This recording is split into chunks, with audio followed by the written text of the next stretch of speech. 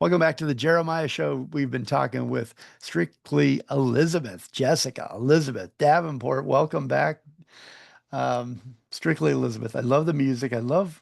I've got. I told you on the break here. I took your lyrics are beautiful poetry, um, and some lines are just straight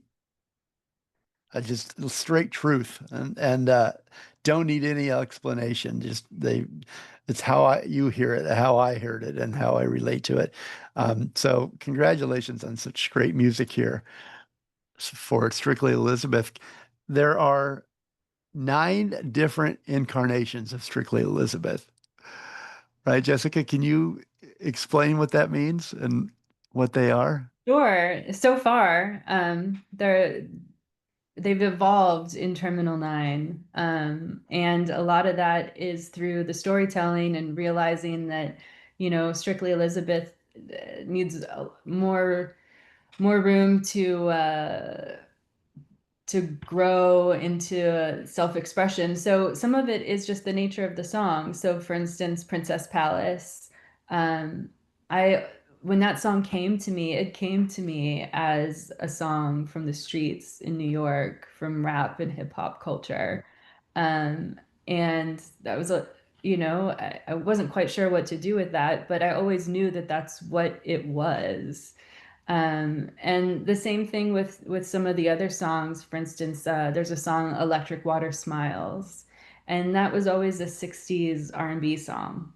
It just came to me that way. And I like calling them incarnations that way too, because I really do feel like these songs have their own life, Mhm. and they're just coming through me and being brought into the world to connect with other humans. So.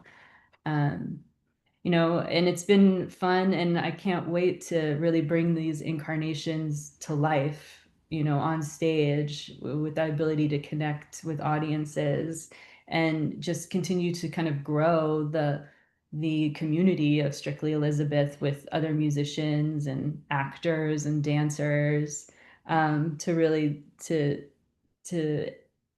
explore what these incarnations are. I was thinking about the stories and everything that you're doing and the visuals and the imagery that comes to mind when listening to the music for Strictly Elizabeth. And I was thinking, what can an audience expect? What is a show? How do you tell all this on stage? What do you do? What's the show like?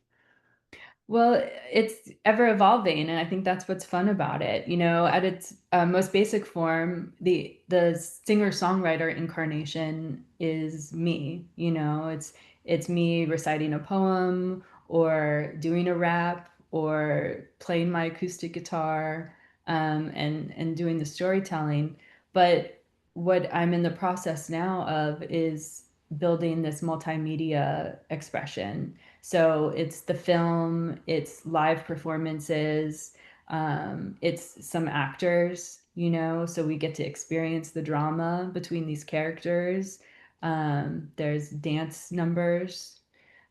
So it's kind of being built as we go along here.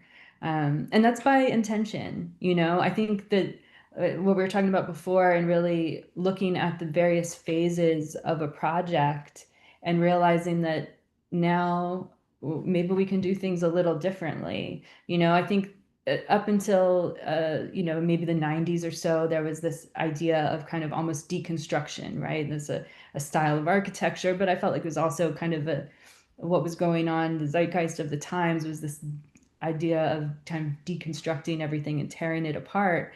But now I feel like we need to kind of start building it back together and building it in new ways. And so letting people see the contemporary construction of things, is really part of my big idea of the art, and seeing this as a mirror to what's happening around us and being open to experimentation and improvisation.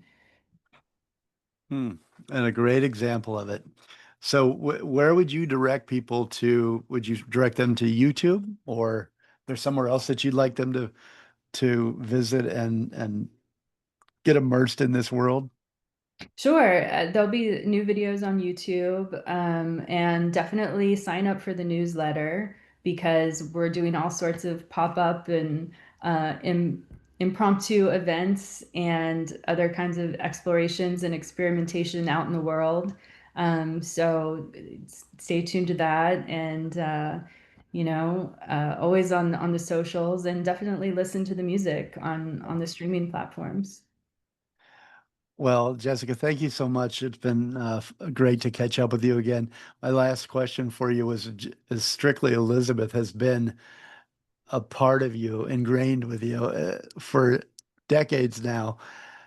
Is there ever a time when you will release Strictly Elizabeth, or will she always be you and a part of you? Well, I always say Strictly Elizabeth is not a person, it's a project. And so in a way, Terminal 9 is my way of finding a place for Strictly Elizabeth to live. And it's many incarnations, it's many forms, and I think it will always live inside Terminal 9. And Terminal 9 as a project will have its own life and trajectory. But like I said, 2023 was kind of the cutoff in terms of my writing and me as Jessica. And so I think there's definitely more music to come in the future outside of the Strictly Elizabeth incarnations. All right. Well, look forward to that. I look forward to hearing that. My special guest today has been artist and architect Jessica Elizabeth Davenport. She's the founder and the creative director of Terminal 9 and the visionary creator of the music project Strictly Elizabeth that we've been talking about. You can find her on LinkedIn at Jessica Elizabeth Davenport, on Instagram at Strictly Elizabeth, and go to strictlyelizabeth.com and join up. And you can get to the YouTube there as well. Thank you so much. Everybody, look, every Thursday there will be a new drop, a new single dropped, introducing the different incarnations of Strictly Elizabeth. Thanks for joining us today. And welcome all the new listeners on Radio Evolve in Santa Barbara. So happy to be here. Jessica, thank you so much. Oh, you're more than welcome. Thank you.